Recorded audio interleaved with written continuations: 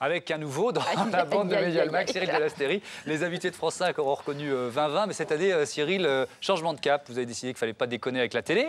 Effectivement, Thomas Hugues, on ne déconne pas avec la télé. Oui, je m'appelle bien Thomas Hugues. Et vous, Cyril de l'Astérie, c'est Space. Première chronique, vous avez choisi M6 et L'amour est dans le pré. Oui, on ne déconne pas avec L'amour est dans le pré. Et je dirais, pour être plus précis, on ne déconne pas avec la télé réalité. Voilà, j'ai regardé le premier opus de la saga, la 8e saison de la saga agricole d'M6. Oui. Voilà. Alors la question que j'aimerais poser aujourd'hui est très simple. De quelle réalité parle-t-on? Est-on dans la réalité quand, pour choisir la femme de sa vie, un homme vit avec 2 femmes pendant plusieurs jours? Polygamie généralisée, tout le monde s'en fout, c'est pas grave. Le candidat fait son choix Le candidat fait son choix entre une charolaise et une Montbéliarde. Et au petit matin, il congédie l'une des deux. De quelle réalité parle-t-on? C'est quoi? C'est la foire du jambon? Qu'est-ce que c'est, Thomas Hugues? Oui, mais c'est vrai. C'est quelle réalité? Est-ce qu'il y a quoi? Il y a quoi d'autre dans cette réalité improbable? Est-on dans la réalité quand à chaque fois qu'on a la chance d'apercevoir des images d'animaux ou de campagnes bucoliques, il y a cette musique qui arrive?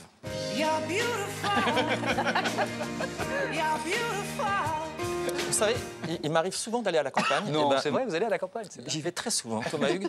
Eh bien, à chaque fois arrêtez de maintenant, m'appeler où Thomas que je Hugues. regarde, j'entends cette musique. Et pire, quand je suis en ville... Ah oui, elle arrive dans votre cerveau. Voilà. Et pire, en ville, sur l'autoradio, quand j'entends cette chanson, maintenant je vois des petits poulets d'Agora qui passent devant moi. Eh bien, je peux vous dire que c'est dur, ça. Ouais, la réalité a été modifiée. Oui, mais on parle de télé-réalité parce que les protagonistes, ce sont des personnages du réel, ce ne sont pas des comédiens.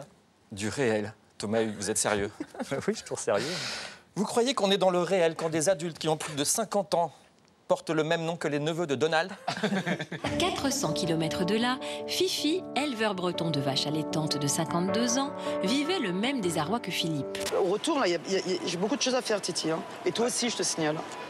Est-ce qu'on est... Oui, Loulou, c'est ça. Voilà. Ouais, il va arriver. Est-ce qu'on est dans le réel quand des gens déjeunent sous la pluie, par 8 degrés à la terrasse d'une guinguette et aucune autre table n'est dressée?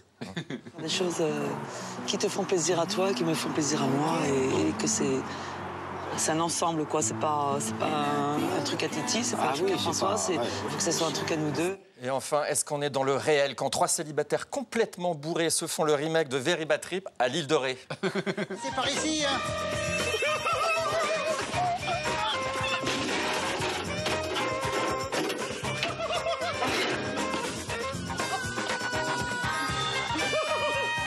Ça, pour le coup, c'est du réel. Hein. Ouais, ça, c'est vrai.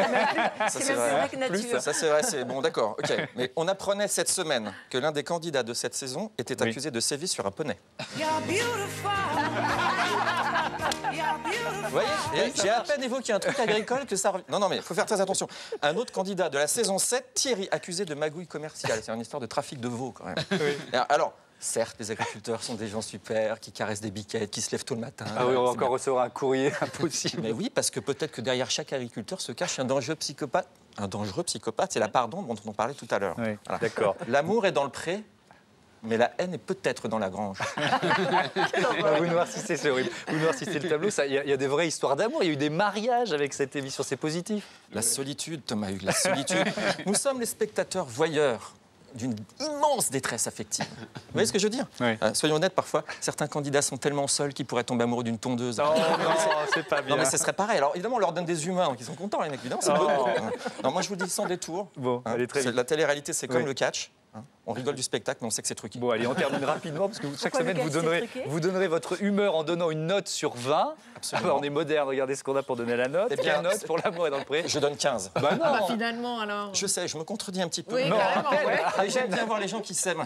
J'aime bien le bonheur, même s'il est truqué. Mais petite musique.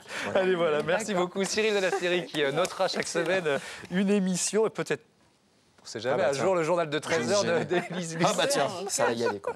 Bon, merci beaucoup. Merci.